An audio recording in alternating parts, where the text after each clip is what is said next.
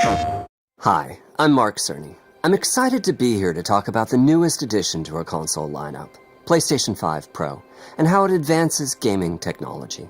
But first, I want to take just a minute to look at what we put in the original PlayStation 5 and how it delivers an exceptional gaming experience. When PS5 debuted in 2020, it brought a lot to the table. 8 Zen 2 CPU cores form the brains of PlayStation 5 and enable high-speed complex gameplay, with character counts reaching into the hundreds and frame rates that can be as high as 120 frames a second. PS5 has a powerful RDNA 2 GPU, which can render anything from intricate details to fantastic worlds with vast panoramas to explore. Ray tracing allows for dramatic visual improvements, including reflections off of water or glass, and the realism that comes from real-time global illumination. A custom SSD can load data at breathtaking speed, resulting in ultra-fast transitions between game worlds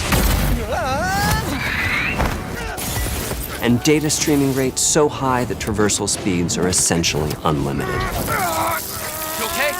I'm working on it! Tempest 3D audio tech brings an unparalleled sense of immersion to the sound of the games. With audio so real, you may not even need to see the enemies to know exactly where they are. Finally, the DualSense controller has haptics that let you feel through your hands what your character is experiencing inside of the game. It's wonderful to see such variety and richness of game experiences. Creators have made amazing use of the hardware capabilities, but when I talk to them, I do hear about their desire for more graphics performance. The dreams of the developers are bigger than can be supported at 60 frames per second, and that leads to an aspect of modern gaming that we're all familiar with: graphics modes. It can be a difficult choice for players. Fidelity modes emphasize the visuals, typically through higher resolution rendering. These modes might also have enhanced detail or use more ray tracing. But the games only run at 30 frames per second. The visuals can be choppier and the controls less responsive. Performance modes emphasize frame rate and interactivity, typically choosing to run at 60 frames per second, mainly by reducing the graphical detail until those frame rates can be achieved. When asked to decide on a mode, players are choosing performance about 3/4 of the time. Removing that decision, or at least narrowing that divide, is one of the key targets for PlayStation 5 Pro. We want to give players the graphics that the game creators aspire to, at the high frame rates that players typically prefer. To do that, PS5 Pro substantially improves over PlayStation 5 in 3 ways. Here's what we call the Big 3. First, we made the GPU much larger and increased the speed of the memory it uses. The result is rendering that's up to 45% faster. Second, we made major upgrades to the ray tracing, taking a streamlined and accelerated approach that allows calculation of the rays at double or even triple the speeds of PlayStation 5. And finally, we added custom hardware for machine learning and an AI library called PlayStation Spectral Super Resolution, or PSSR for short. PSSR analyzes the game images pixel by pixel and can add an extraordinary amount of detail, which boosts the effective resolution of the games. Game creators are adding PS5 Pro support to new and existing titles, and with the Big 3 involved, the results can be pretty amazing, with graphics showing something like fidelity levels of detail, but at double the frame rate. Here's The Last of Us Part 2 running on PS5 Pro. It has huge amounts of detail and targets a super smooth 60 frames per second. Let's compare this to the Fidelity mode on PS5, which is only running at 30 frames per second and is therefore much choppier. Don't stop! We gotta lose. This goal of delivering almost Fidelity-like graphics at performance frame rates has been achieved for a broad set of titles, including Marvel's Spider-Man 2 and Ratchet & Clank Rift Apart.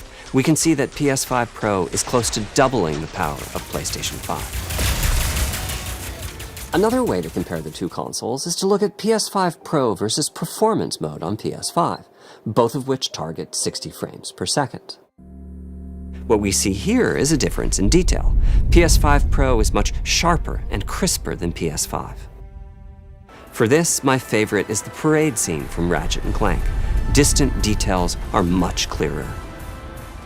And here we can see Marvel's Spider-Man 2 is noticeably higher resolution throughout the scene, including the trees and procedural cars. So overall, some remarkable improvement to the games. On PS5 Pro, we can see increased sharpness to the graphics or smoother and more responsive gameplay. This is the big three showing their value. As you've been seeing, machine learning via the PSSR library is being used quite broadly to add pixel detail and boost frame rate. But there are as many approaches as there are game engines. The increase in raw GPU power is being especially effective for Horizon Forbidden West. Apart from the detail boost, that extra graphics power is allowing for improvements to lighting and visual effects, as well as to the hair and the skin in cinematics. Open up, guys. Jorv's orders. Good enough for me. Ray tracing is finding broad usage as well, particularly when the games are focused on higher frame rates. The faster hardware in PS5 Pro can make a real difference. Allowing Gran Turismo 7 to add ray-traced reflections between the cars in gameplay, while continuing to support their targeted 60 frames per second. That boost in ray tracing is also delivering big wins for Hogwarts Legacy, allowing not only for better reflections and a greater variety of reflective surfaces, but also for further realism in the casting of shadows. I hope you've enjoyed this run-through of the technology behind PlayStation 5 Pro. Simply put, it's the most powerful console we've ever built, and a worthy addition to the PS5 family. Let me wrap this up by giving you a quick look at a number of games running on the new console. You'll never